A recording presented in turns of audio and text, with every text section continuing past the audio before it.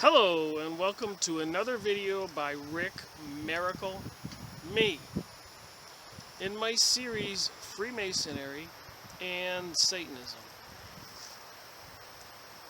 This video will be a continuation of the Encyclopaedia Judaica Volume 10 J through L, and the topic will be the Kabbalah. So this will be part 7. It's a few hours, about an hour and a half for each video. I have found it to be a very fascinating conversation. There's a lot I could say from making the past few videos. One thing that jumps out at me that I didn't know, but the Kabbalah is, I want to say a part of, but in the book itself it says it's a part of the Jewish culture. It is the Jewish culture. And of course not all Jews are into this ancient Kabbalah material. Some kind of Gnostic teaching, pagan, many gods. So what is the Kabbalah? What do they think? What do they believe in? God? Gods? Demons? Angels? What? So if you watch the past few videos, you got a little bit of a idea what they think. But I think this video will be pretty explosive, actually. So I'll just get to reading and warm myself up. Takes me a few minutes to get into the groove of this. Page 579. And I'm noticing I don't have my glasses on when I look down at the page. Looks a little blurry. Here we go. Page 579. You're going to love how this starts. Earlier worlds, lower worlds, and cosmic cycles, the doctrine of the Shemitah, Shemittot,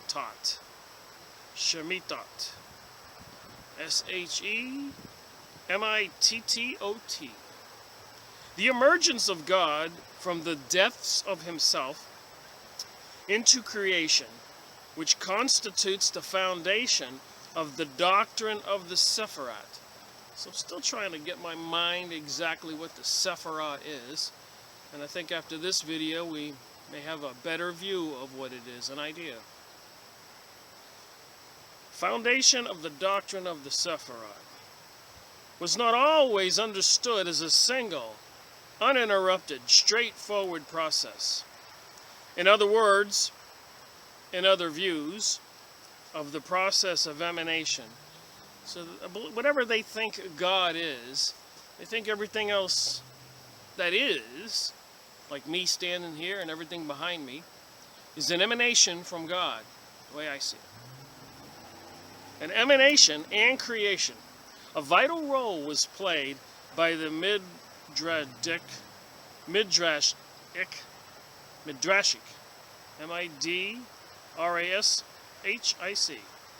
Midrashic legend concerning the worlds which were created and destroyed before the creation of our present world. So the Midrashic legend concerns the worlds that were created and destroyed before the creation of our present world. So that's interesting. So there were other worlds that were created, apparently by this God that emanates rays of light or whatever thought forms to create everything around me. An important variation of this idea lies at the root of the doctrine of the Idrot in the Zohar. The Zohar is another Jewish religious philosophical book. Magic, potentially, Kabbalistic seemingly.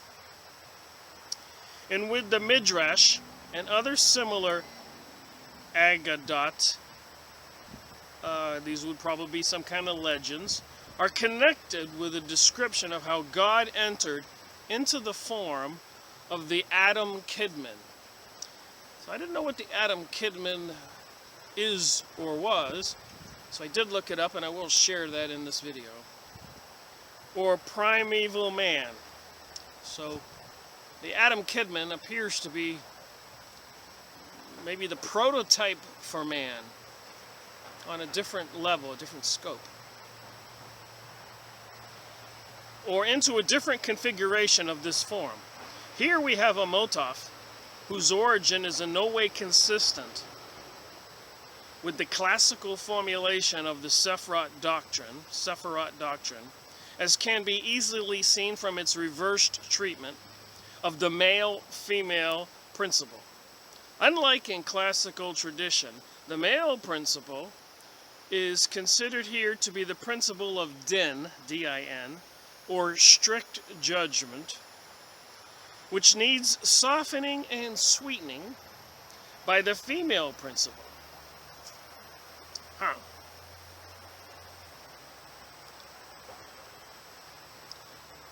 A creation dominated solely by the forces of judgment could not survive.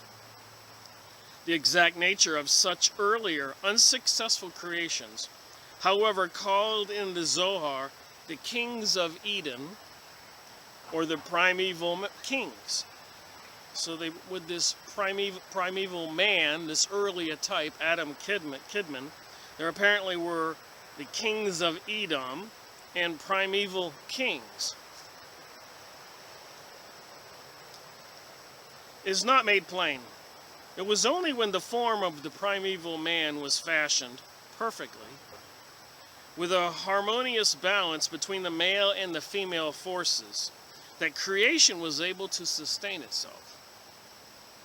And I'm not advocating that this stuff in this book is what I believe or true. I am advocating that it is in the Encyclopaedia Judaica under the title of Kabbalah, and apparently belongs to the culture of the Jewish people. Maybe not all Jews today, but apparently in the past it was part of the Jewish history and ancient culture, period. That's what it said in this book.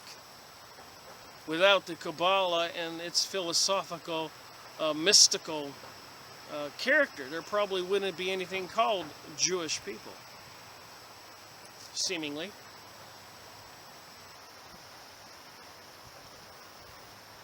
Alright, this balance is called in the Zohar Matkila, the scales, and only through its power did our world come into being. So this balance between male and female is how the world came into being. The biblical list of the kings of Eden in Genesis 35:3 was interpreted as the light of this doctrine of Eden was understood to represent the principle of judgment. The author of the Zohar also expressed this doctrine in other ways.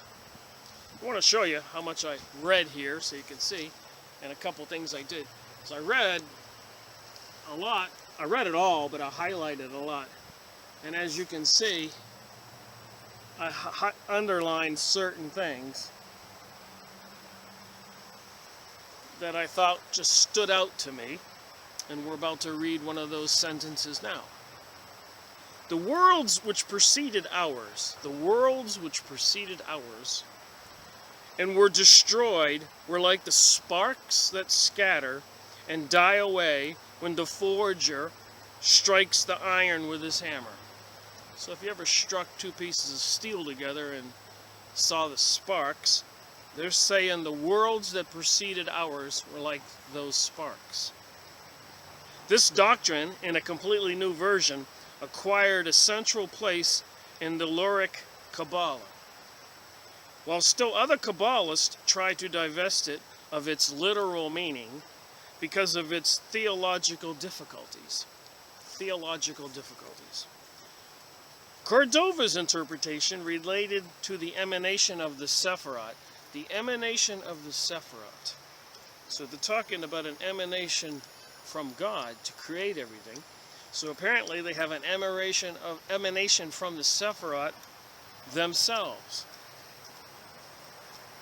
So apparently the Sephiroth must be something plural, different kinds of Sephiroths. And to the dialectic process of each Sephiroth. So the dialectic process, and I'm not the smartest guy in the world. When I see these words, I have to go look them up. But the dialectic process, like the Hegelian dialectic I talked about in previous videos, it's a process where reality unfolds, or I should say the theater of reality, the play. Let's say we're all in a play. You and your friends and your daily routine and getting up, going to work, talking, fighting, having fun. Your daily life, the daily play, the reality of it. The dialectic would be that people would have opposing points of view. And always, it's like 2 points of view, like the Republican Party and the Democratic Party, which is part of what the Hegelian dialectic is. Another way to look at it is to divide and conquer. In other words, to keep an interaction of opposing views. The dialectic process within each Sephiroth. So the different Sephiroth, the different, whatever these Sephiroth are, all I see is charts. But apparently they emanate some kind of energy or rays into those emanations are the reality that's all around us, the way I'm understanding it. And they operate under the dialectic process where they have opposing points of view or different points of view. And then they have to interact. Other Kabbalists of the Zohar period, such as Isaac Cohn or Soria, express similar ideas, which they connected with the development of the left-sided emanation, that is, of the emanation of the forces of evil. So a lot of people have seen the tree of life, where there's the left side and the right side on a tree, I guess. And the left side would be the forces of evil, and we talked about the dialectic process, which would probably mean the right side would be the forces of good. And then there's the conflict through eternity, maybe. The common element of all these doctrines is the supposition that during the first steps toward emanation, certain abortive developments took place that had no direct effect on the actual creation of the present world. The present worlds, plural. Although remnants of those or these destroyed worlds did not entirely disappear, and something of them still hovers disruptively among us. So there's all these worlds that were created and destroyed, apparently by the process of creation, and part of it is emanation of the Sephiroth themselves, I read here. And although these worlds were destroyed, they did not entirely disappear, and something of them still hovers disruptively among us, disruptively. So would that be some kind of demons or other kinds of beings? Spanish Kabbalah concentrated its thinking on the emanation and structure of the Sephiroth, a subject which is not dealt with at all in the writings of philosophers. As regards the continuity of this process, below the level of the last Sephiroth, this book gets kind of heavy on the hand.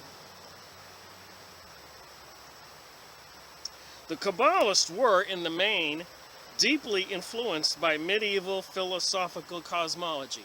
So medieval philosophical cosmology, of course cosmology would be the stars, the heavens, astrology.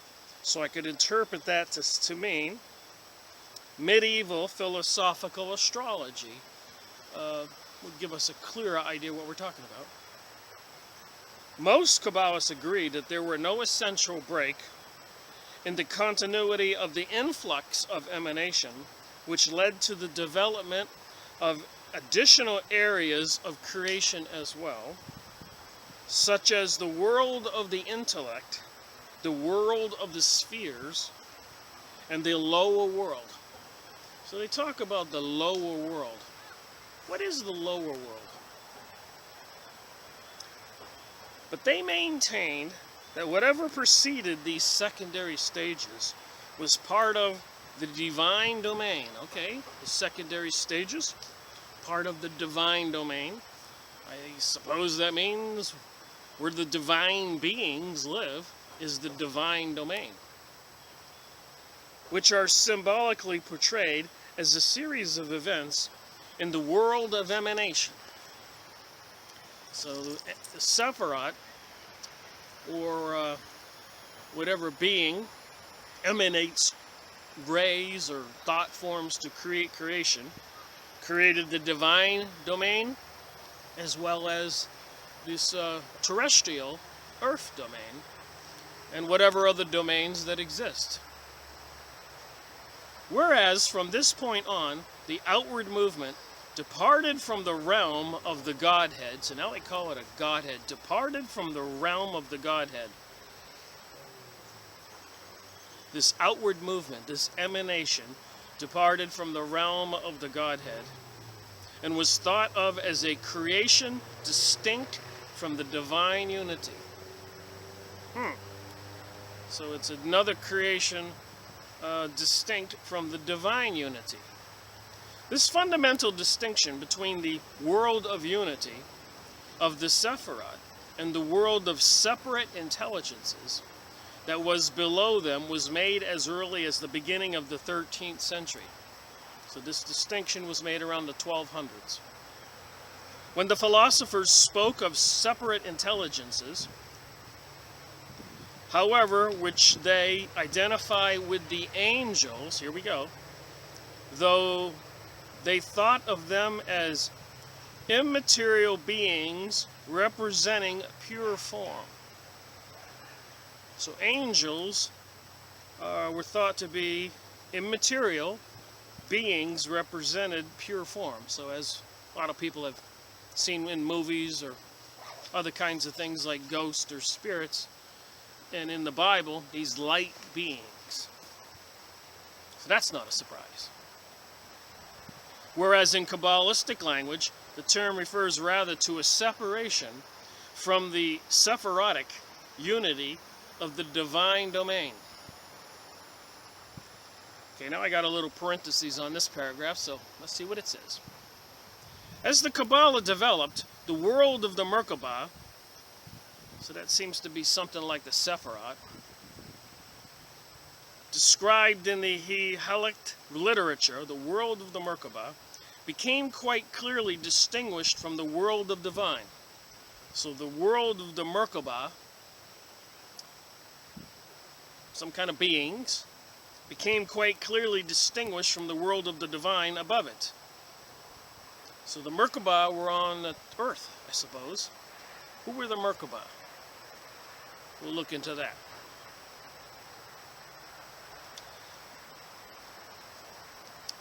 The former was now often called the domain of the throne, and rich angelology developed around it. So they had this ology, this theology, this subject, this topic, this religion called angelology, which revolved around their theory of the angels, developed around it, which was only partly identified with the earlier angelology of the Merkabah literature. So in the Merkabah literature, these beings that were on earth, they had this theology, this religion of angelology. That's kind of interesting to know. In the main body of the Zohar, there are detailed descriptions of the inhabitants of the 7 palaces which spread out below the Sephiroth.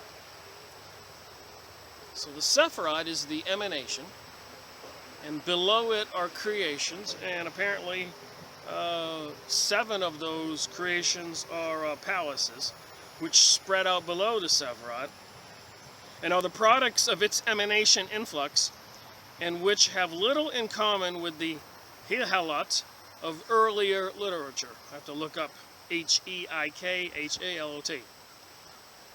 No fixed hierarchy, order, has been established in earlier Kabbalah for the world of angels, so they didn't have a hierarchical philosophy or description.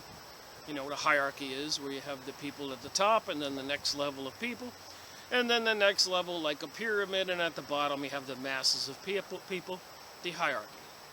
So, no fixed hierarchical order had been established in earlier Kabbalah for the world of angels, and the writings of various 13th and 14th century, the 1200s and 1300s, Kabbalistics contain quite different angelical angels systems. So moving on here. Such systems occupy an important place in the works of Cohn, his brother Jacob, and their pupil Moses, of all who spoke in detail of secondary emanations which serve as garments of the Sephirot. So I'm still trying to get a good picture in my head what the Sephirot is, but apparently it has some kind of veil or garment, and were situated even higher than most prominent angels in the traditional angelology. Other systems occur in the Tikkuni Zohar, in the Zod Takari, and a bunch of other words here, attributed to the school of Abraham, in the books of David Judah and Sefer Adam. Sometimes a distinction was made between the Merkabah as a symbol of the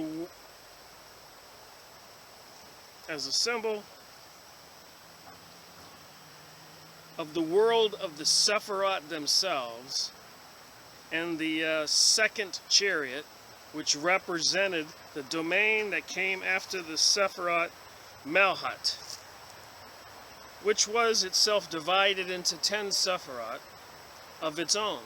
Everything below the last Sephirah is subject to time and is called creation, since it is outside the Godhead. So we can see here these people believe in this Godhead which emanates creation, rays or whatever, and that there are several spheres of reality, 7 of them palaces in the divine world, and then 3 lower ones which would equal 10. And the tree of life has the Kabbalistic tree there, has 10 circles, and the left and the right, which is, according to this reading, Hegelic process, which half of it would be proceeding forward under evil and half of it would be proceeding forward under good. The general scheme of a world of the Godhead is the Sephirot, and all the intelligences and the spheres did not prevent many Kabbalists, such as the author of the Zohar and Gaigitila, from supposing the existence of a very large number of secondary worlds within each one of these primary worlds. So in the primary world, they thought there was a secondary world. This expansion of an originally narrower cosmology, the religion or the theology or philosophy of the cosmos, cosmological framework is analogous of an original narrower cosmological framework is analogous to similar moffats in the Indian thought. So the Hindus, the Indians over there in India. although there is no need to try to establish a direct historical link between the two. So they're saying the cosmology of the Hindus, we just see not all Indians from India are Hindus, but the Indian philosophy, their religion, seems to be similar to this theology of this Sephiroth Kabbalah. And here it says in this book, there's no need to try to establish a direct historical link between the two, which I found quite odd. Why don't they want to find a link between the Indian theology religion and the Kabbalist Jewish theology religion if they have a similar theology? Every stage in the process of creation is crystallized in a specific world where the creative power of the Creator achieves the perfect expression of one of its many aspects. So they talk about this Creator and His creation.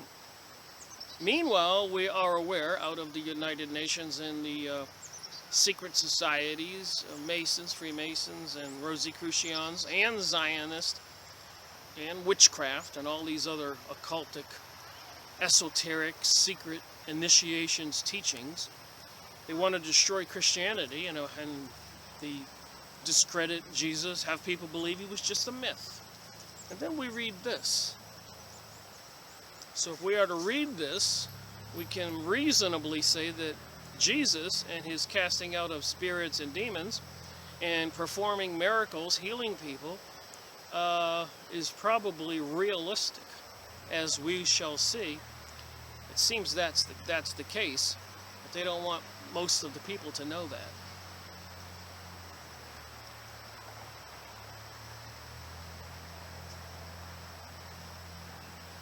Alright, moving on. Where the creative power of the Creator achieves the perfect expression of one of its many aspects. At the same time, we can trace the development of the unified doctrine of a series of worlds, from above to below, so worlds that are above to below, forming one basic vector along which creation passes from its primeval point to its finalization in the material world. Just one vector. So a vector, of course, would be an angle. So from this emanation, from this Creator, at every angle, as it beams out, could there be other creations other than the one that's aimed at our world, our creation, this vector?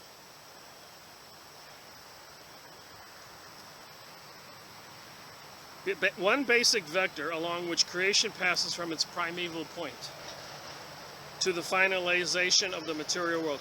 The outcome of this development, in which Jewish, Aristotelian, and Neoplatonic principles were all mingled together, was a doctrine of the four basic worlds called Olam, the world of emanation. The 10 Sephiroth, Olam Barai, the world of creation, the throne.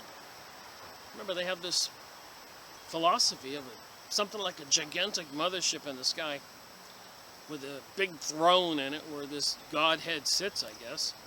And a veil separates Him from these minor gods in this mothership type of drawing. So if you do go on the Yahoo image site and look up some of these terms, you can look up the Sephiroth throne and stuff like that, and you'll find these pictures. The throne, so look up the throne and the chariot, and you'll see the pictures. The world of formation, sometimes the world of angels, centered around Metatron. So I've been hearing a little bit more about this Metatron. I need to look into that. And Olam Asaya, the world of making, which sometimes includes both the whole system of the spheres. Moving over to the other side of the book, relax my arm. Which sometimes includes the whole system of the spheres, the different worlds, and the terrestrial world, our world, and sometimes the terrestrial world only. This arrangement, although without the nomenclature of worlds, is already mentioned in the later strata of the Zohar, particularly the Tukani Zohar. So if I've learned anything from reading in this Jewish encyclopedia about the Kabbalah, is easily the past 1,000 years, these people have been seeking out and examining ancient documents, interpreting, searching for secrets. So they're searching, and they're doing that now, even with all the archaeology going on in the Middle East, archaeological digs and archaeological press releases where they find this or they find that. Even where they mysteriously, a lot of people have no understanding of it, but they wanted to put the Ark of Baal, the archway of Baal, this little archway. Like when you walk through a doorway, you have an arch over it. In New York and London, and apparently Baal is the devil. So later on they called it the Arch of Palmyra, thinking they could fool people. And then later on, I found out it was sponsored all out of the United Nations. And there were 1,000 of these arches of Baal being set up all over the world in these some kind of ceremony or ritual. And then I'm reading this material, and it does make one kind of ponder it and say, what the heck are they up to? This arrangement, although without the nomenclature of worlds, is already mentioned in the latter strata of the Zohar, particularly the Tukani Zohar. It appears in the form of 4 actual worlds in the Masakek Azulet from the beginning of the 14th century. Isaac of Acre. Acre is a city off the coast of near Jerusalem, in what is now Israel, previously Palestine. And previously before that, the land of Canaan, which if you read the Bible, you'll find out the land of Canaan was supposedly given to the Hebrews. I don't want to say Jews, they didn't even have the letter J back then. When they exited out of Egypt with the assistance of God and Moses, apparently the story goes. So they were going to be given the land of Canaan as their homeland. But apparently the land of Canaan was occupied by something called the Nephilim. And apparently these were giant beings. And before they went into the land of Canaan, several of the Hebrews from the different tribes went to Moses and said, before we go there and destroy the inhabitants and take over the land, shouldn't we send in some scouts and see what's there? And so Moses said, okay. So they sent in 2 men from each tribe. I think it was like 10 people from 5 different tribes. And they went in there, into the land of Canaan, after they left Israel. And the spies, the Hebrews, found out that there were giants, Nephilim, in the land of Canaan. And they went back to Moses and said, no way can we go there and destroy those people. They are giants, and to them we are like ants. Well, Moses was angry that they were disobeying God's command, so he told them they had to wander out there in the desert area for 40 years. And so when they returned to destroy these beings, not a single descendant of the 8 that didn't want to go, 2 of the spies said, let's go in there and do what God said. So they had to go wander in the desert for 40 years and have children and all die, and only their descendants and the other people from the other tribes would go back to eventually, I suppose, with the aid of God, destroy these giants called Nephilim in the Bible. What is interesting about this is I do talk a lot about aliens and UFOs, gray aliens, reptilians, and others. Like in the Bible, it even mentions watchers. But apparently these entities from this Godhead, these spiritual divine beings, had sex with animals and humans and created these giants and other mythological beings with half man, half animal. So there was a lot more to our reality than people know. So when I read this, I have to, in the back of my mind, put everything into context. So Aker was made frequent use of this arrangement and gave it for the first time the abbreviated name Abaya. However, the doctrine was not fully developed until the 16th century, when the Kabbalist of Sephad went into the details even of the worlds of Arai and Yazara, in the worlds. So if we can read this, we are saying there are other worlds, according to this Kabbalistic teaching. Apparently the culture of the Jews, now called Jews, formerly Hebrews, and in Revelation 9, the last book in the Bible, it says, I know who you are, Jews who call yourself Jews, but are not. And so who are these people now populating Israel if they're not Jews? And apparently they're Akhenates, they're from Khazaria, a kingdom over there by Ukraine and Russia and Mongolia. A whole kingdom adopted the religion of Jewry way back then. And these are the people who populate or dominate the Jewish world right now, the culture. So, and they kind of treat the actual Shepherdetic Jews like second-class citizens, the actual ancient Hebrews. So there's more to things going on. So when you study the Kabbalah and you learn about this stuff that's involved in mysticism, and these Kabbalists over the years were accused of sorcery, which would be witchcraft, and sold their services to kings and queens and other rich people, makes one wonder. You suppose they knew how to do voodoo and other witchcraft things? Is the world what we think it is? So moving on, I'm on page 581. In the Tukini Zohar, the world of the Asura was understood as the domain of the material world and of evil spirits. That's what it says here, page 581. Which according to the Mesorhic Azulit, it included a whole range of creation from the angels known as Ophium. So these angels apparently are the ones who mated with women and animals to create these Nephilim giants. So the sons of God mated with the women of earth, which made God very angry. I think that's what caused some of this pollution of the DNA in God's creation, was the reason and purpose for the great flood, Noah's flood.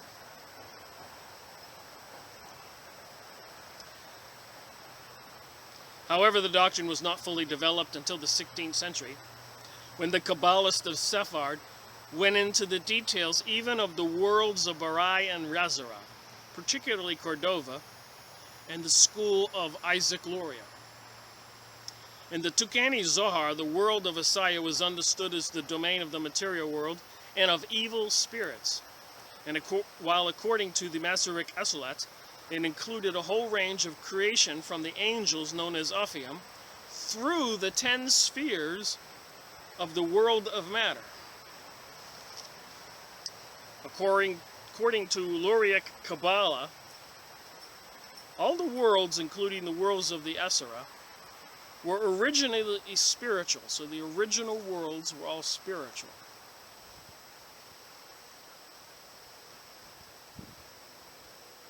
But through the breaking of the vessel, the world of Asura, after its descent from its earlier position, was commingled with the Kippolat, or impure husk, which in principle should have remained completely separate, thus producing a world of matter that contained nothing spiritual. The 10 Sephirot are active in all 4 worlds, according to their adaptation to each one, so that it is possible to speak of the Sephirot of the world of Barat, the Sephirot of the world of Yara, and so on.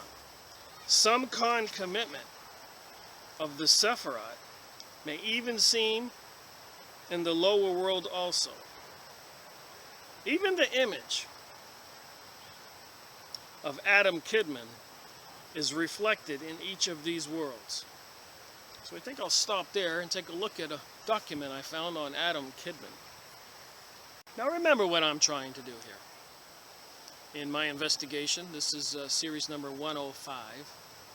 And I've done videos on the conspiracy theories, the Freemasons, aliens, the banksters, Zionism, the Jewish people. I think it's pretty much full spectrum. So I'm not singling out the Jewish people. We know many Jewish people have been trying to expose the goings-on of the Zionist Jewish people, the Illuminati. As Henry Mackau, a PhD Jewish man in Canada who wrote the book Illuminati, the cult that hijacked the world. So what kind of cult are we reading here about the Kabbalah? With this angelology, these spheres, these sephirot, these emanations, these creations. What is this Adam Kidman, primordial man? I think this came off of Wikipedia or somewhere.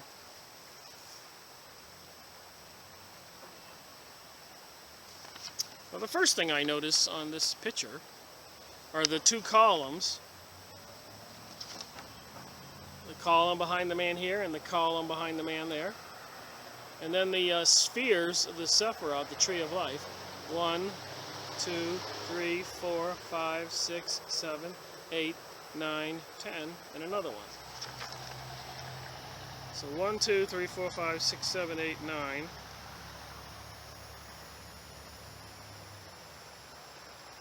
So it shows 9 there. 1, 2, 3, 4, 5, 6, 7, 8, 9. So the tree of life is supposed to have 10. So anyways, this primordial man, apparently what they think, to make it short, then I'll read some of this, that the heavens is basically a reflection of man, let's say me. So the whole heavens is one big primordial man. And apparently the sun is the navel, or the head. But it's one gigantic man, and the moon is like the navel, and the sun is like the head. But let me read this and get it exactly right.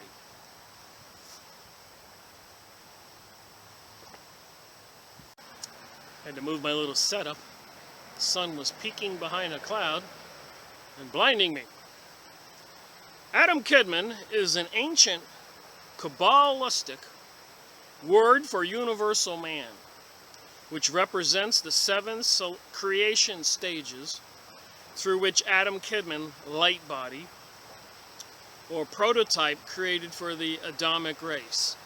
So as we know, the Adamic race means the derivative of all the creation, mankind, from Adam and Eve. So they had a prototype in the celestial heavens, Adam Kidman. Kidman comes from the,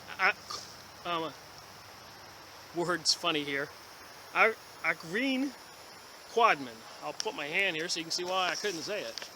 How would you say that word? A-V-E-E-L, Quadman? Aviv Quadman, meaning primitive air, or Azuth. Thought. So now they got thought in this, that big being thought, tells us that Azot was the substance of primal matter, or first matter formed. He also states that the Adam Kidman was a twofold manifestation. A divine pattern or schematic, which is a light body for macrocosmic proportions.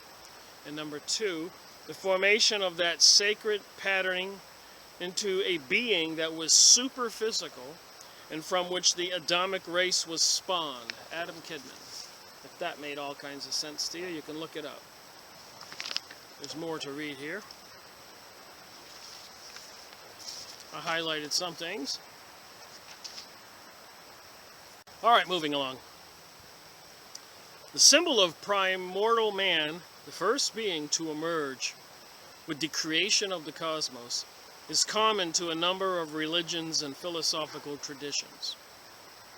The Upanishads, described a primal man composed of the very elements which were to become the world.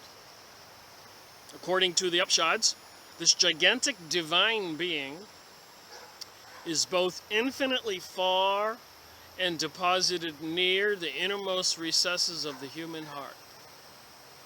Indeed, in the Hindu tradition, the primordial man is identified both with the entire universe and the soul or essence of all things.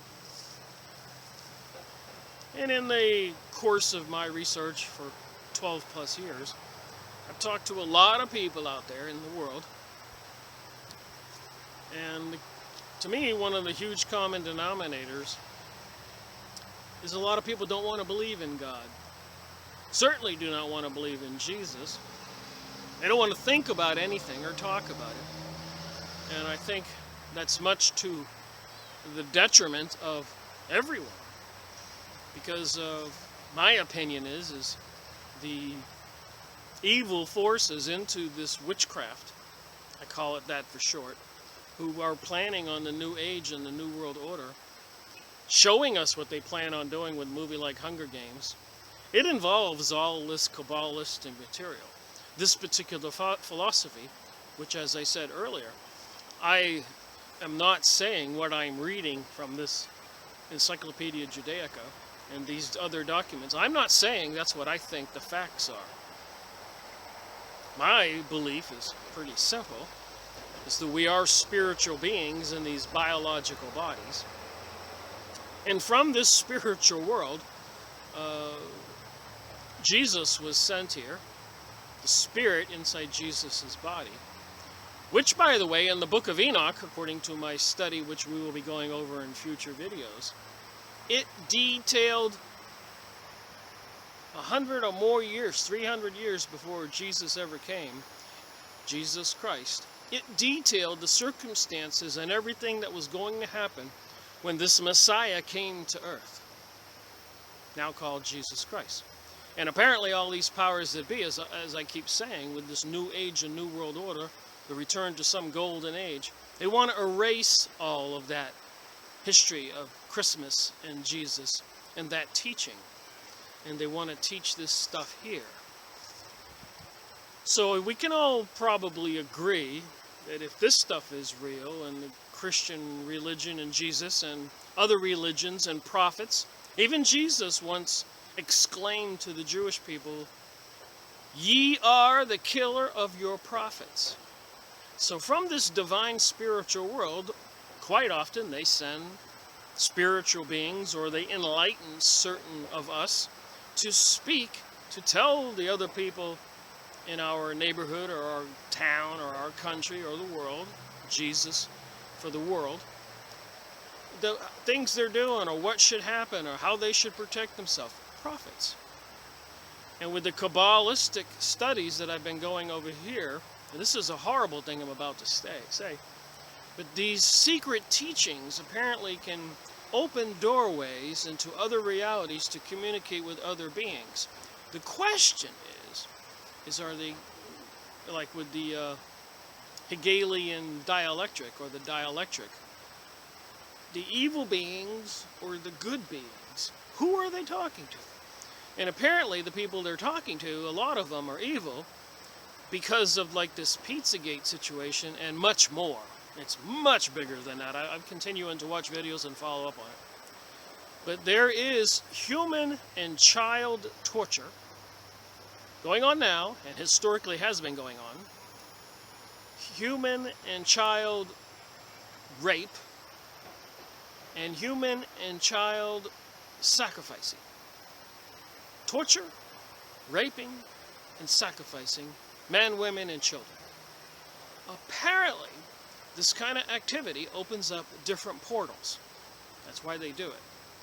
And I even looked up yesterday witchcraft holidays. Go on your computer and look that up. It'll give you some charts and the dates. Unbelievable information, and it says right in there during these holidays.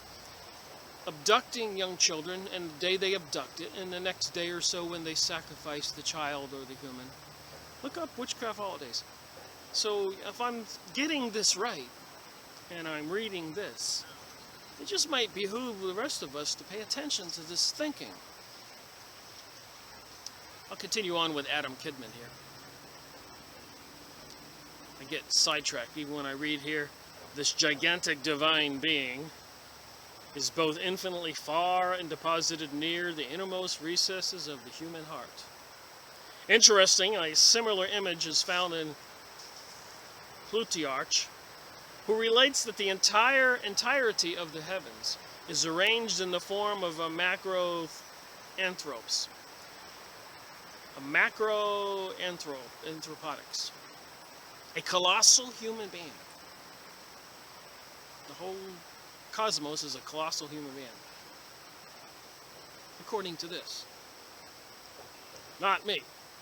Like I said, I believe we're spiritual beings in these biological bodies.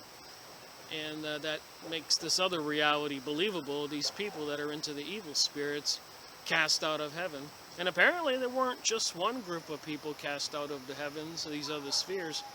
There were several. Maybe it could help us understand these alien beings or creatures and their malevolent intentions, especially abducting women, like in Bud Hopkins' book, and many other researchers into abductions, of abducting women and inserting something into them like semen, and then this woman will produce a baby, and these aliens are monitoring these families, and it goes through some very horrific stories as told in many of the books, which I will be going over soon, that I have been reading lately, and it just blows me away. I think it's all connected, and I think I'm connecting the dots to say that the Watchers and the Nephilim in the Bible, the stuff we're reading here, these evil spirits, angelology, demonology, gray aliens, reptilians, and all this other stuff is all certainly connected, and some kind of prophecy is unfolding, like the book of Enoch, detailing the coming of the Christ, Jesus. And then, of course, we know the Jewish people in Jerusalem and back then rejected this prophet that was prophesied to come, that they were praying for. And, of course, had him crucified because, well, he wasn't following their philosophy. And he even overturned the money changers' tables and said, "Ye are of your father, the serpent." It all gets interesting. So it's all a little bit of information at a time.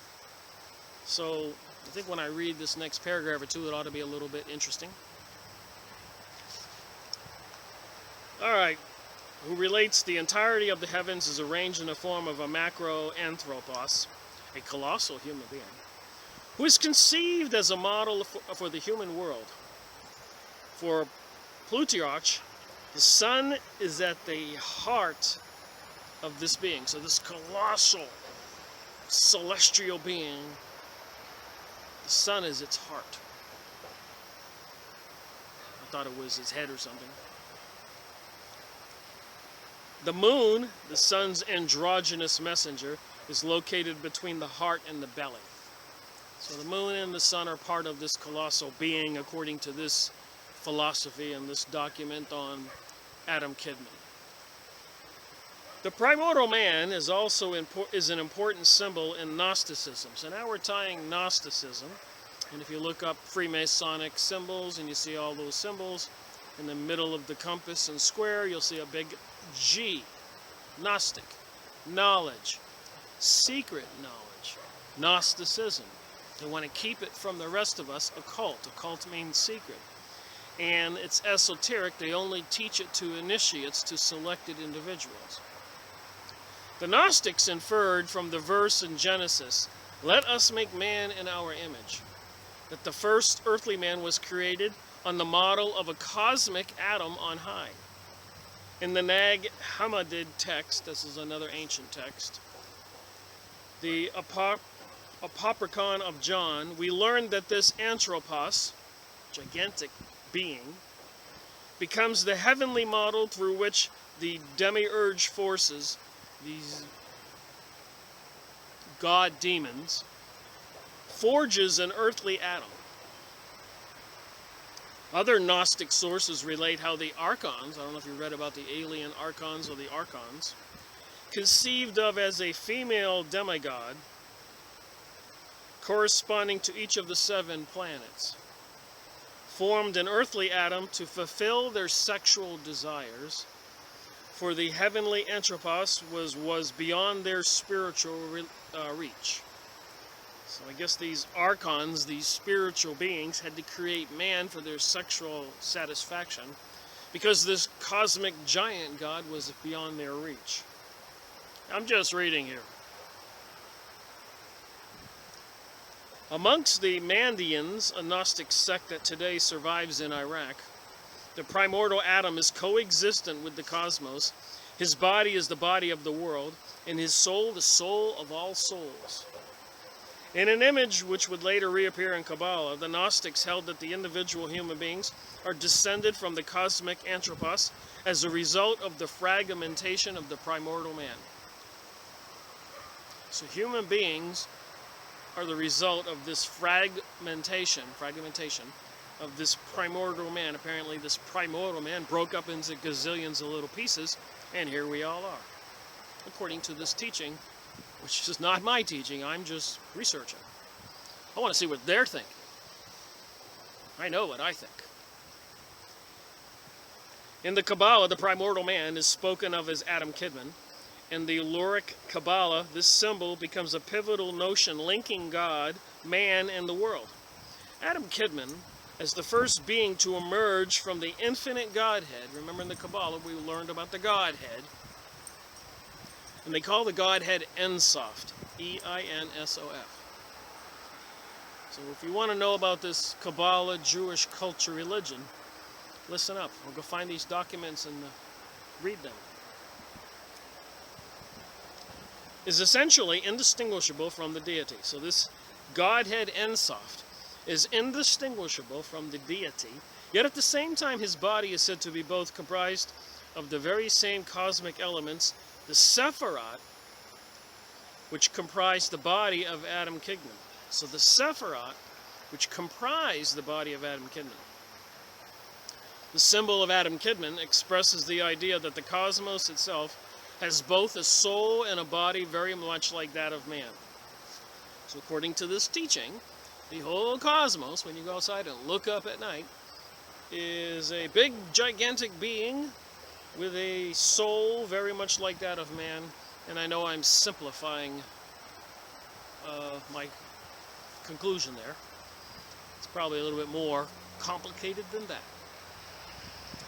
And that the world is too garbed in the interest, value, and enos, which is normally thought to be exclusive province of humankind. In the Luric Kabbalah, Adam Kidman is the first being to spontaneously emerge into the metaphysical void, which was formed in the center of the cosmos after the Tasmatum. The Sephirot and worlds which they comprise. So the Sephirot and worlds which they comprise are, so if they comprise the worlds and they comprise the Sephirot must be something like a world. According to Luria and his disciple, Vital, emanated from the various orifices of Adam Kidman's head. So from Adam Kidman's head emanated the worlds and emanated the Sephirot, which was some kind of world, or sub-God itself, emanation. From the ear, the nose, the eyes, and the mouth. Interesting. The highest and most sublime of these emanations forms the word Azaluth, from the Hebrew Istad, meaning near to the infinite God. However, even higher than Estaluth, according to the Lurist, is the world of Adam Kidman itself, often abbreviated with the word AK, a world so high and sublime as to be virtually indistinguishable from Ensoft. The Ensoft is supposed to be this big divine God. From within this realm, so close to the infinite God, Adam Kidman directs the subsequent course of events in the lower world. So I suspect Earth, this terrestrial world, is a lower world. You see what I highlighted here on the last page here? I'm almost done. Adam Kidman, from his abode in the highest world, is instrumental not only in the emanation of the Sephiroth, but also in their reconstruction and repair. So apparently the Sephiroth are plural, like our worlds or spheres are plural, like Earth and all the planets are plural. The Sephiroth, apparently there's many of them. Lights, this time from the forehead of Adam Kidman, bathe the broken vessels and actually occasionally their initial reconstruction into Partsufram. As such, according to Luria, the primordial man is instrumental not only for the world's creation, but for its redemption as well. Still, it is the province of actual man and woman to assure the world's Tukum, the symbol of primordial man, and Adam Kidman is discussed in detail. Still, it is the province of actual men and women to assure the worlds. There's no period here, sorry about that.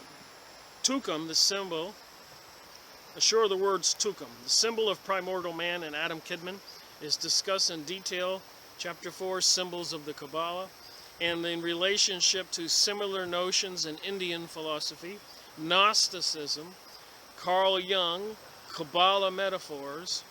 The Luranic Kabbalah is treated in detail in Sanford Draub's Symbols of the Kabbalah and Kabbalistic Metaphors. So there's plenty of places to do this research. The Records of Thought, Thoth, some gigantic god being, records the Entotosh, or 7 creational stages through which the Adam Kidman light body or prototype created the Adamic race. That would be the human race. These are as follows. So the 7 creational stages. Daithepas, the bringing of fire or command of spirit. Mythigras, the issuance of presence. Kythos, the whirling pillar or establishment of foundation.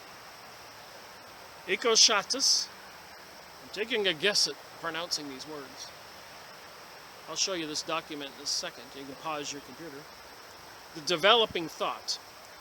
Kisamel, the plasticity, plastics. Endoshek, the breath. Lotai, duality. Thought further explains the Adam Kidman. The Adam Kidman begins as a light body. That would be this gigantic celestial god that is created from divine imprint through the angelic field. The angelic field. The light body is then integrated with a matter molecule of part light and part matter, which we refer to as M-straw molecule. All humans on this planet contain a seed of the M-straw that in the future will once again become fully realized. Sounds like this New Age teaching.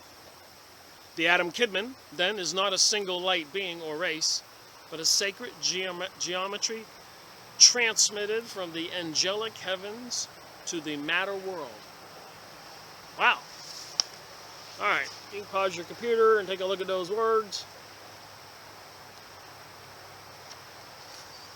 I'm going to get back to my book and read some more from the Encyclopaedia Judaica, the topic, the Kabbalah. All right, back to the book, page 581. We were talking about, when I ran across for the second time, the word Adam Kidman.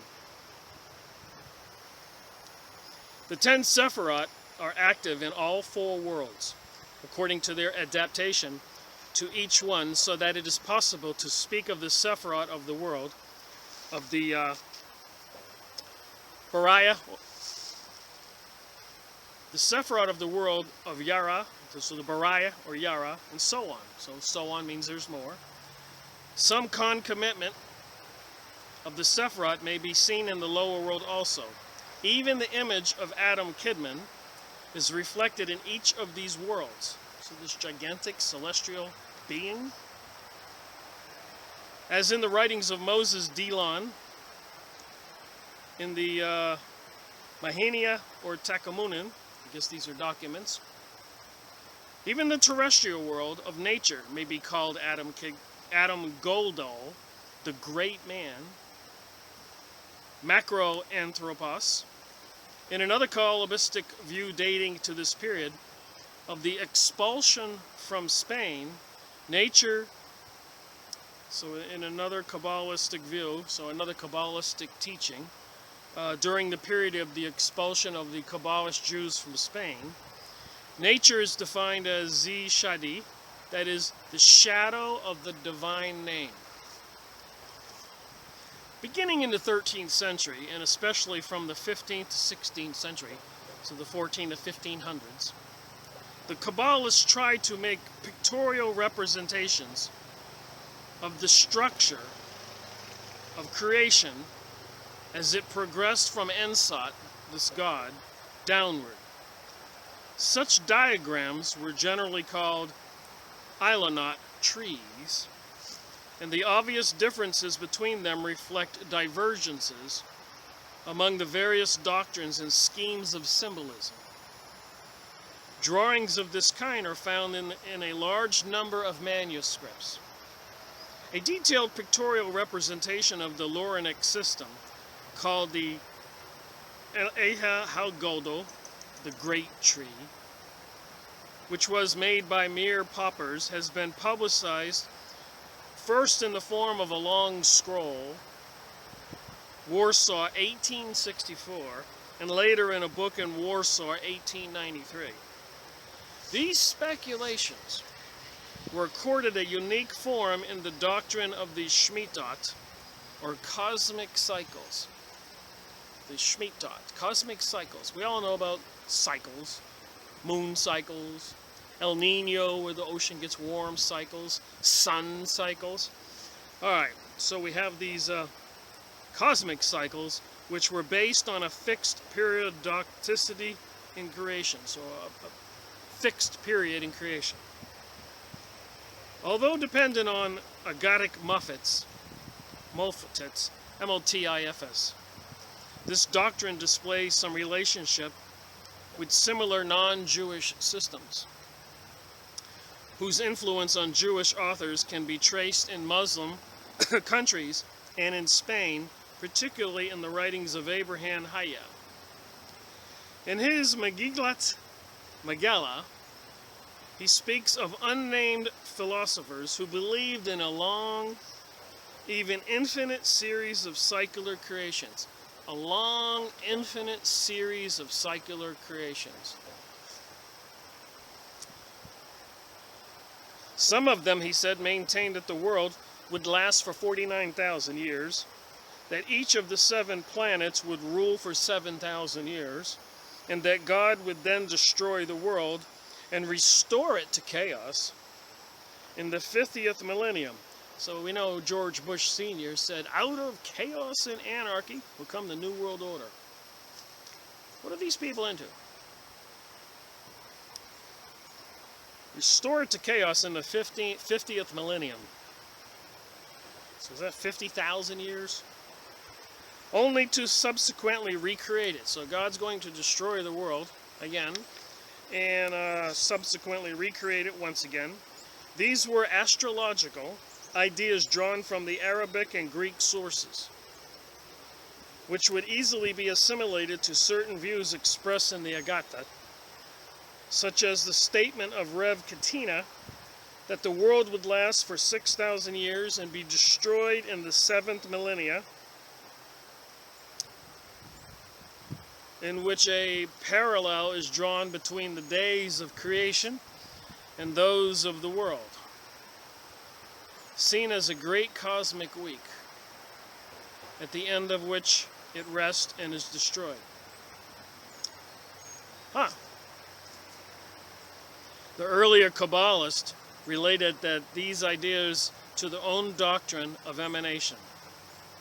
Their new teaching concerning the cycles of creation, which was widely referred to and even summarized in the Kabbalah of Gerona, was fully articulated, although in a highly cryptic style, in the Sefer Temuha. There's so many different books and documents these people have. take a person a lifetime to try to figure this out. Which was written about 1250. The main point of this doctrine is that it is the Sephiroth and not the stars that determines the progress and span of the world. Here we go. A lot of people into astrology think it's the stars and the planets that determine the progress and span of what things that go on in this world. But apparently, according to them, it's the Sephiroth. The first of 3 Sephiroth remain concealed and do not activate worlds outside themselves, or at least not worlds that we can recognize as such. From the Sephiroth, Baha, also called the mother of the worlds, the 7 apprehendable and outgoing Sephiroth are emanated. So from the Sephiroth, Banad, also called mother of worlds, the 7 apprehendable and outgoing Sephiroth are emanated. Each one of these Sephiroth has a special role in one creation cycle, which comes under its domain and is influenced by its specific nature. So what are these Sephiroths? I'm still trying to get a clear picture in my mind. If you happen to know, and you think you know, there is a comment section below on this video. I would appreciate a little assistance.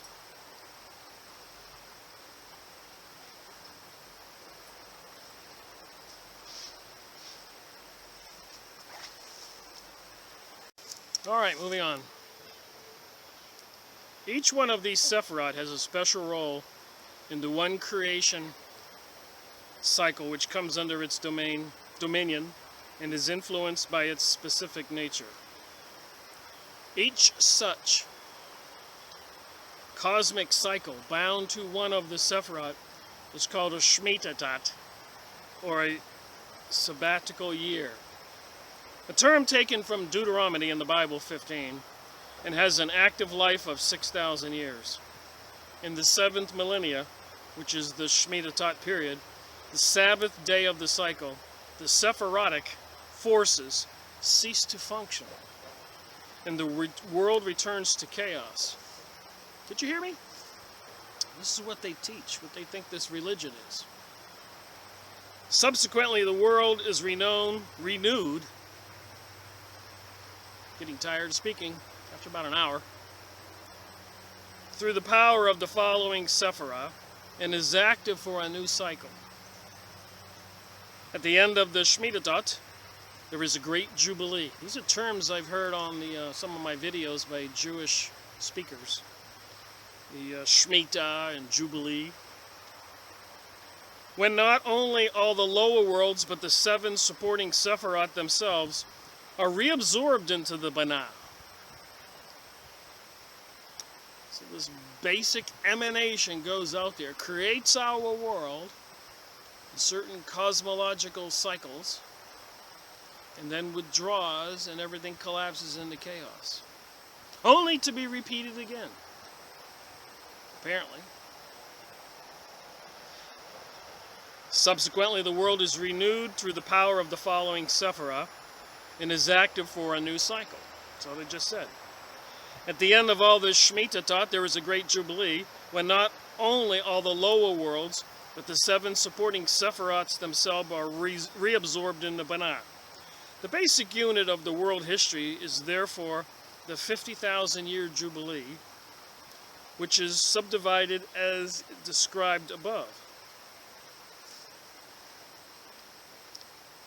The details of this doctrine in the Sefer Tumaha are complicated by the fact that, according to the author of the Sefer Yosad, which is also called Shabbat, does not activate or a manifest Shemitah of its own.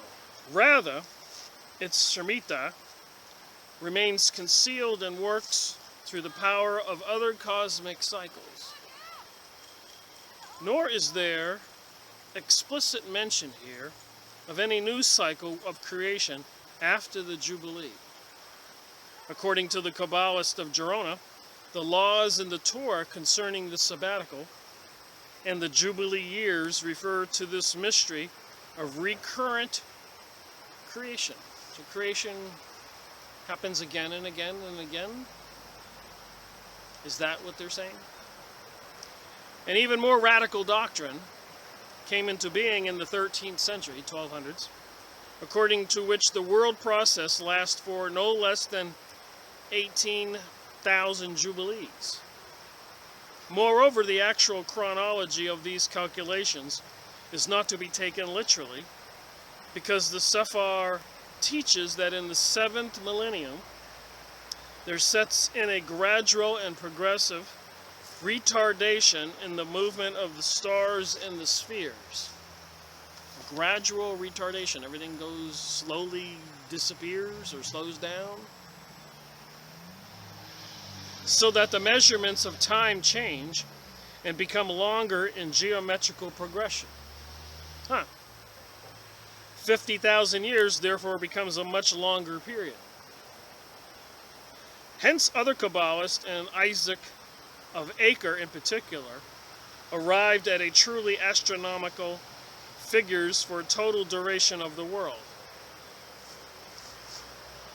Some Kabbalists teach that after each great jubilee, a new creation would begin anew, a view which passed from Baya Asher to Israel Abraham Branol. These names I can't pronounce. People. And from him to his son Judah, who mentioned it in his famous Italian work, Dialogue Amore. No Kabbalist had a position, an infinite number of jubilees, in contrast to such enormous vistas. Others maintain that we do not know what will follow a jubilee, and that investigation of the subject is forbidden. So you have the 7,000 year cycles, and then in the 50th one everything ends. And what happens at the end of that jubilee? The subject is forbidden. There were also divergent views on the question of which Shmitat in the jubilee period we are living in now. So they say they don't know which Shmitat we're in. So if there's 7 Shmitats times 7,000 years, which equals 49,000 years, 7 times 7. And the 50th thousand years becomes everything in the heavens slows down and just starts to dissolve, ending the emanation of creation. And I'm just speaking off the top of my head, theorizing here from what I'm reading. Generally speaking, the accepted position was that the Shafat Tumara, namely that we are now in the Shemitah of judgment, dominated by the Shafat Juavov, and the principle of strict justice. Consequently, this must have been preceded by the Shemitah of Hasid, of loving kindness. Let's flip a page here.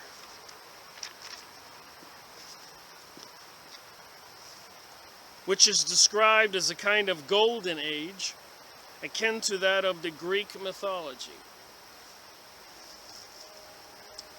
Each Shmitadat experiences a revelation in the Torah, that would be a Jewish book, like a Bible, which is simply the complete articulation of the divine name, or tetragrammaton, but comprehension of it, that is, the combination of the letters, differs in every Shmitadat. So if you have these magic names of God, apparently in each Shmitadat, each 7,000 years, the meaning of it, the comprehension of it, differs in every Shmitadat. If that makes sense to you. Therefore, in the previous Shmitadat, the Torah was read completely differently. It did not contain the prohibitions, which are the product of the power of judgment. So I am noticing here as we read further, the last Shmitadat, another 7,000 year period, didn't have the prohibitions apparently they have now. Prohibitions, meaning things that would be sinful to do, which are the product of the power of judgment similarly. It will be read differently in the Shmitadat to come. The Sefer Tumara and other sources contain descriptions of the final Shmitatot, which are of distinctly utopian character. So the final Shmitatot, which are of a distinctly utopian character, and I reminded myself of one of my videos you can look up. Professor Higgins in the Jewish Utopia, the book William Richardson found, I can't remember, I made a video on it, in a library, Texas library, the Jewish Utopia. And it talked about the Jews preparing to this new world order, and they believe the Jews are going to rule the world, and quite viciously with an iron hand, by the way. It's not going to be nice, but it says in that book in my video.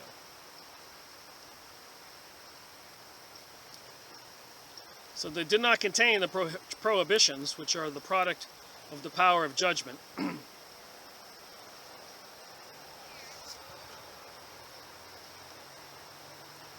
Similarly, it will be read differently in the Shmitatot to come. The Sefer Tumaha and other sources contain descriptions of the final Shmitatot, which are distinctly utopian in character. In their view, some souls from the previous Shmitatot shall exist in their own, which is governed by a universal law of transmigration that includes the animal kingdom as well. So apparently they believe souls transmigrate.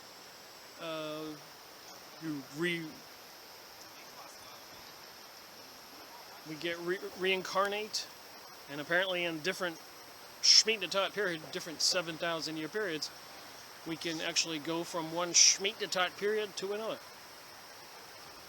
including the animal kingdom. As the power of judgment is mitigated in subsequent Shmitatot, so laws and customs will also be relaxed also. So as the power of judgment, a Shmitatot period, is mitigated in subsequent Shmitatots, so laws and customs will be relaxed also. This doctrine allowed tremendous play to the power of the imagination, which was particularly exploited by Isaac of Acre. So apparently they believe is certain cycles they don't have to pay attention to, like the Ten Commandments, laws from God. This doctrine allowed tremendous play to the power of the imagination, which we just read. It should be noted that in itself the premise that one and the same Torah could be revealed in a different form in each Shmitatot did not at the time arouse any open opposition, and was even extended by some who maintained that the Torah was read differently in each of the millions of worlds involved in a complex of creation. So they're saying if all these other creations have a Torah or a Bible or other book, in the different worlds they're read differently, involved in a complex of creation. A view first expressed by Jikatalas Sadik, one of the most extreme manifestations of this belief was the theory that in the present Shmitatot, 7,000 year period, one of the letters of the alphabet is missing and will be revealed only in the future. Thus, reading of the Torah will be absolutely transformed. So apparently there's a missing letter, and it will be revealed, and it'll change the books that we read, you think? The influence of the Sefer Tumara and the doctrine of the Shmitatot was extremely strong, and it still has its champions as late as the 17th century, the 1600s. However, the author of the Zohar ignored it completely, apparently out of some fundamental disagreement. Although he too held that there was a great jubilee lasting 50,000 years in the world.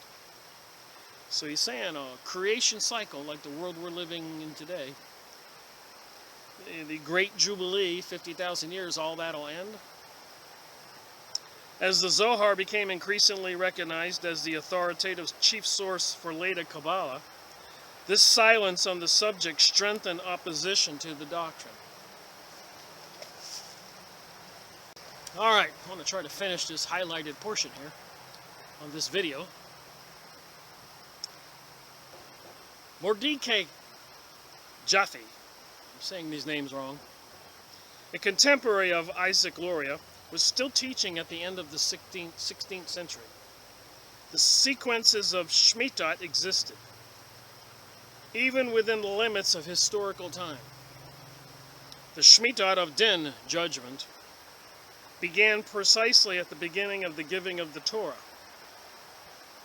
while everything that preceded it still belonged to the end of the Shemitah of Asid, loving kindness.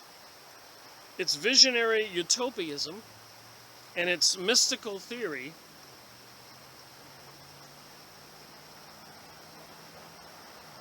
concerning the changing manifestations of the essence of the Torah were without doubt among the main reasons why the doctrine of Shemitah was accepted so widely in Kabbalistic circles. The disciples of Shabbati Zivai, made much of it, stressing its inherently antinomian implications. So they have these cycles, these periods, called Shemitahs. And they're just debating and deciding which one went and which one is coming, which one we're in. And they mean different things.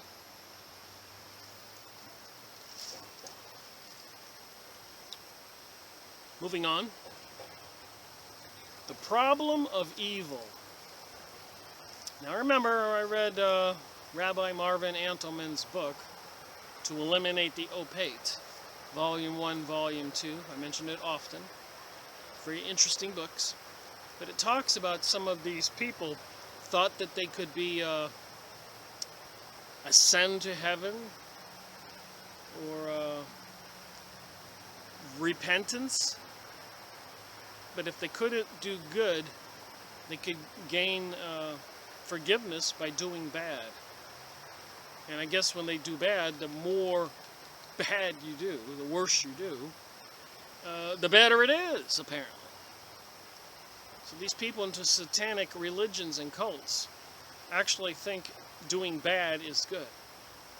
And their worship of certain deities is a result of that. Well, worship of the deities is the purpose for that. It's been some crazy material I've been reading and watching videos lately, and Pizzagate, and it even goes much further than that. A lot of people are aware 50, 100,000 children are missing every year and believed to be used in satanic sacrifices by these people into these secret societies and cults. And apparently the Kabbalah was accused of being sorcery. So I'm just wondering what all this philosophy and theology is all about. It says here the problem of evil. The question of the origin and nature of evil was one of the principal motivating forces behind Kabbalistic speculation. Did you just hear what I just said that's written in this book? The problem of evil. The question of the origin and nature of evil was one of the principal motivating forces behind Kabbalistic speculation. In the importance attached to it lies one of the basic differences between Kabbalistic doctrine and Jewish philosophy, which gave little original thought to the problem of evil. Various Kabbalistic solutions were pro-offered. The Merhakret Elhat reveals the influence of the conventional Neo-Platonist position that evil has no objective reality and is merely relative. Did you hear what I just said? They think that evil has no objective reality and is merely relative. So what does that mean about murder and stealing and pedophilia and all the horrific things that these people who control our planet are doing? Evil has no objective reality and is merely relative. That's what it says here. Page 584 on the top. Man is unable to receive all the influx from the Sephiroth, man is unable to receive all the influx, the radiation from the Sephiroth, and it is thus inadequately, which is the origin of evil, which has therefore only a negative reality. The determining factor is the estrangement of created things from their source of emanation, a separation which leads to manifestation of what appears to be the power of evil. But the latter has no metaphysical reality, and it is doubtful whether the author of the Merkarat, Elohat, and his disciples believed in the existence of a separate domain of evil outside the structure of the Sephiroth.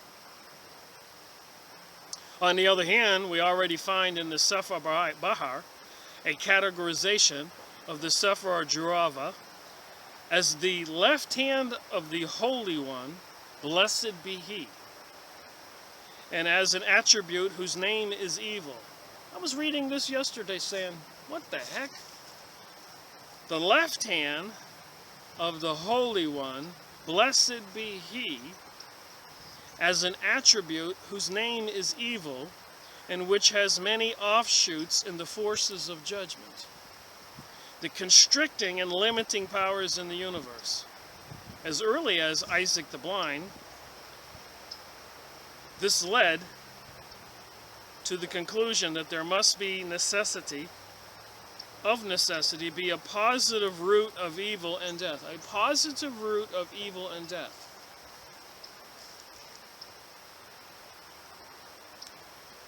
Which was balanced by the unity of the Godhead, by the root of goodness and life. During the process of differentiation of these forces below the Sephiroth, however, evil became substantified as a separate manifestation. So are they telling me that these evil forces are just separate manifestations and are supposed to be evil? Hence the doctrine generally developed, which saw the source of evil in the superabundant growth of the power of judgment, which was made possible by the substantification and separation of the attribute of judgment from its customary union with the attribute of loving kindness. Pure judgment, untempered by any mitigating admixture, produced from within itself the strata aha, the other side, just as a vessel which is filled with to overfilling spills its superfluous liquid on the ground. So I guess if you put too much coffee in a coffee mug, it's going to overflow. And they said that here, pure judgment, untempered by any mitigating admixture, produces within itself a strata or the other side, just as a cup of coffee being overfilled with coffee. This strata ahura, the domain of dark emanations, and demonic powers, here we go, these demonic powers are overflowing the coffee cup, or this creation is overfilled, and these demonic powers is henceforth no longer an organic part of the world of holiness and the Sephiroth. Though it emerged from one of the attributes of God, it cannot be an essential part of Him. This view became dominant in the Kabbalic thought in the writings of the Genoa Kabbalist and the Zohar. According to the Gnostics, Gnostics of Castile, and in a different version, the Zohar also, there exists a complete hierarchy of the emanation of the left. So is there a whole hierarchy of evil that is overflowing like coffee in a cup being overfilled, in which the power of uncleanness that is active in creation. However, this objective reality lasts only as long as it continues to receive fresh strength from the Sephiroth Jurava, which is in the holy order of the Sephiroth, and in particular only as long as man revives and fortifies it through his own sinful deeds. According to the Zohar, this strata ahura has 10 Sephiroth of its own. Moses of Burgos, Isaac Cohen, taught that the first worlds that were destroyed were three dark emanations which perished because of the overly concentrated power of strict judgment that they contained. The force of the evil in this world, he argues, does not come from the Sephirah Jaravo, but is a continuation of the Sephirah Benai that was substantified in the destructive potencies corresponding to the second construction Sephirot of creation. These two forces battle with one another from the beginning of creation. So there's a little drawing here I'll show you. The tetragrammaton, written magically, with each letter containing several circles with rays of light sending out rays. The four letters containing 72 rays representing the 72-lettered name. So look at these little circles with rays.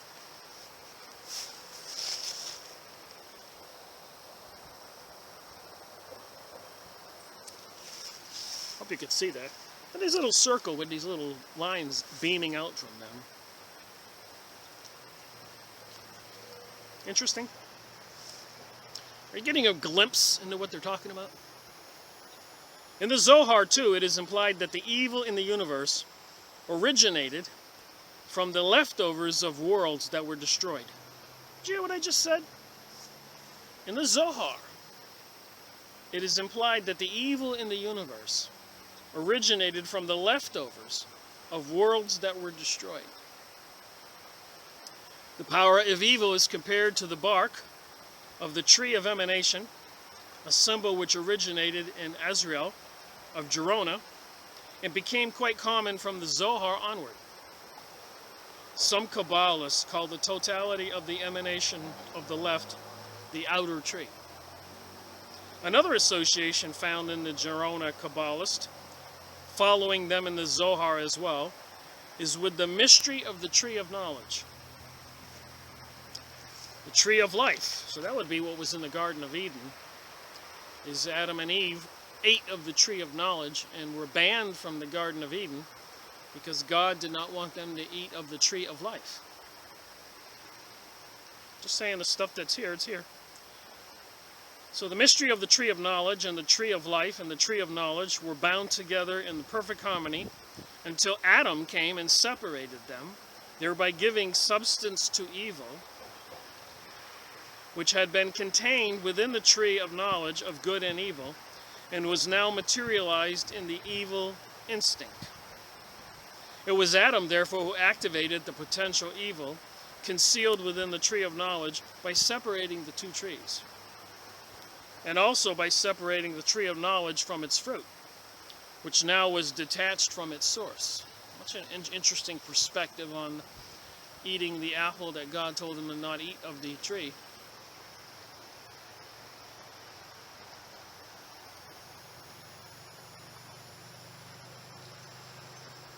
It was Adam, therefore, who activated the potential evil. Activated the potential evil, concealed within the tree of knowledge by separating the two trees, and also by separating the tree of knowledge from its fruit. And remember, I keep saying, I am not trying to teach this material. I am reading what is written in this book so that we can see what they think and what they teach.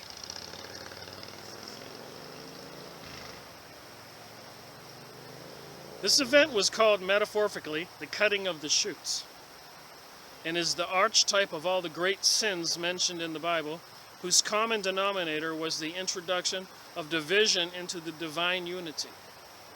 The essence of Adam's sin was that it introduced a separation above and below into what should have been united, a separation of which every sin is fundamentally a repetition, apart that is from sins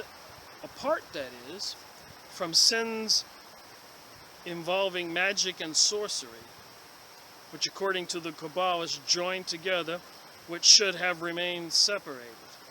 So they're saying here, if I read that right, that they're using magic and sorcery is excluded, and they're putting something back together that Adam took apart. odd. In actual fact, this view tends to stress the separation of the power of judgment contained within the tree of knowledge from the power of loving kindness contained in the tree of life. The latter pours out its influence unstintively, while the former is a restrictive force with a tendency to become autonomous. This it can do either as a result of man's actions or of metaphysical process in the upper worlds. Both of these views appear concurrently in Kabbalistic literature without any clear distinction being drawn between them. The cosmic evil stemming from the inner dialectic of the emanating process is not differentiated here from the moral evil produced by human actions. The Zohar tries to bridge these two realms by positioning them that the disposition towards mortal corruption, toward evil in the guise of human temptation, derives from the cosmic evil which is in the domain of the strata ahura. The basic difference between the Zohar and the writings of the Gnostics of Castile was that the latter indulged in exaggerated personifications of the powers of this domain, resorting on occasion to the earlier demonology, demons, beliefs, and calling the potencies of the emanation of the left by proper names, whereas the author of the Zohar generally kept to more impersonal categories.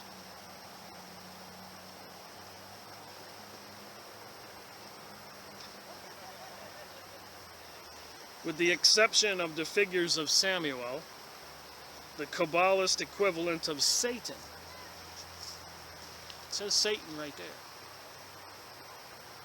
And his mate Lilith, to whom he assigned the central role in the realm of evil. Another departure from this rule is his detailed description of the palaces of impurity, with their guardians in his commentary on Exodus, which follows a parallel description of the palaces of holiness. In the symbolism of the Zohar concerning the strata ahura, a number of different themes confront and occasionally even conflict with one another. Remember, this is an encyclopedia. Encyclopaedia Judaica, 1971. Are we supposed to believe what's in here, what's being written? The kaput shells or husk of evil are sometimes understood Neoplatonically as the last links of the chain of emanation, where all turns to darkness and the end of days, in the language of the Zohar. At other times, they are defined simply as intermediaries between the upper and lower worlds, in which light they are not necessarily seen as evil. So is evil evil, or is evil not evil? I believe evil is evil. But I think these people doing evil don't walk around going, I'm just an evil person. They believe, the way I see it, is if we people, let them do what they're doing, then we must be approving of what they're doing. And if they can take everything from us, kill us, slaughter us, enslave us, and we let them, then that's the way it should be, they think. I think people need to wake up. But that's just me. Okay, I got one more column here, and I'll try to finish this up. Indeed, every mediating principle is a shell from the perspective of that which is above it, but a mind from a point of view of that which is below. In other descriptions, the domain of evil is delineated as a natural waste product of an organic process. Can't even believe I'm reading this.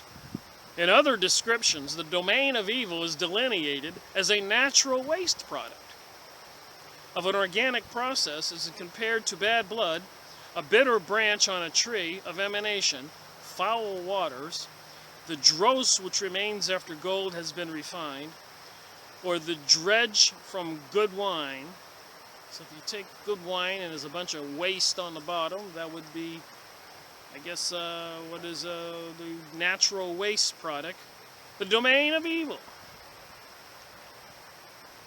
Such descriptions of the Sitra Ahar in the Zohar are particularly rich in mythical images. The identification of evil with physical matter, though it occurs occasionally in the Zohar and in other Kabbalistic books, never became an official doctrine of either.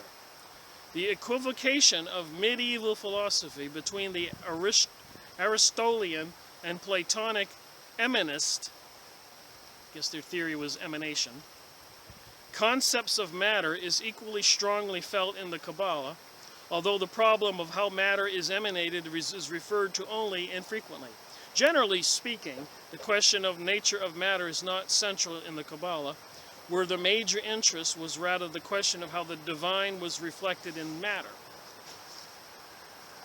Cordova, in his Sefer Eme, explains the emanation of matter from spirit by means of a dialectic treatment of the concept of form that was common in medieval philosophy. According to the Zohar, there is a spark of holiness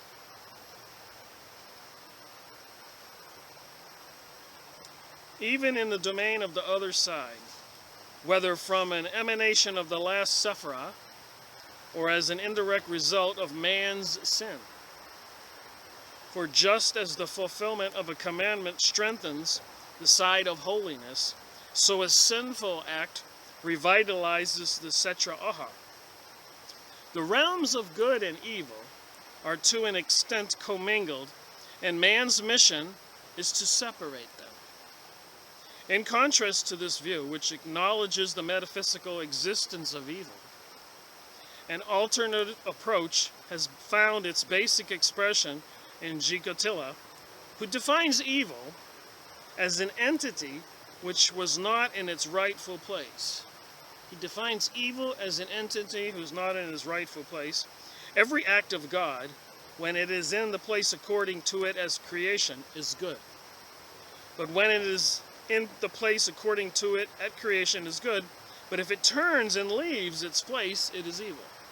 So if you're at where you're supposed to be, it's good, and if you turn from that, it's evil.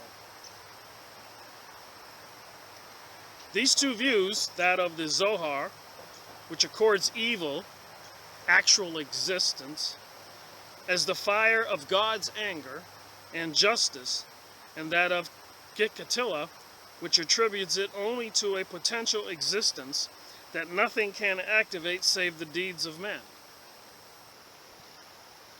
occur throughout Kabbalistic literature without any victory of one over the other.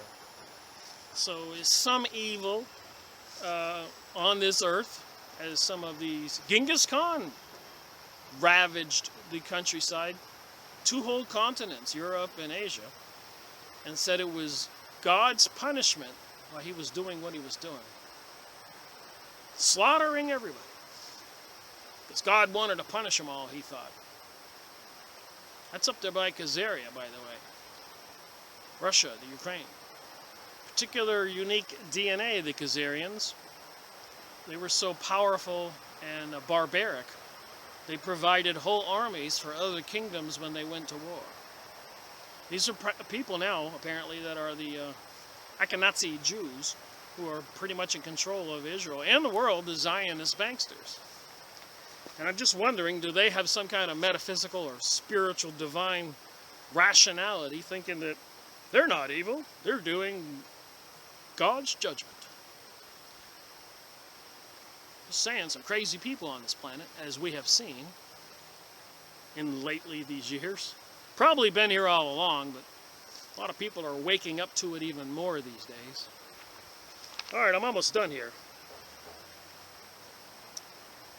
On the problem of evil in Loranic Kabbalah, see below. One more paragraph. A new and final development in regard to the problem of evil occurred in the doctrine of the Shabbatans, as formulated particularly in the writings of Nathan of Gaza. According to him, there were from the very beginning two lights of Ein Sof, two lights from God. The light which contained thought, and the light which did not contain thought. The first had in it from the very beginning the thought of creating worlds. So the thought of this God, this emanating light, created worlds. While the latter, there was no such thought. Its whole essence striving towards remaining concealed and resting within itself without emerging from the mystery of Ein Sof, from this God. The first light was entirely active, and the second light was entirely passive, and immersed into the depths of itself. When the thought of creation arose in the first light, it contracted to make room for this creation. But the thoughtless light, which had no share in creation, remained in its place. Since it had no other purpose but to rest in itself, it passively resisted the structure of emanation which the light containing thought had built in the vacuum created by its own contraction. This resistance turned the light without thought into the ultimate source of evil in the work of creation. The idea of dualism between matter and form as the being of the root of good and evil here assumes a most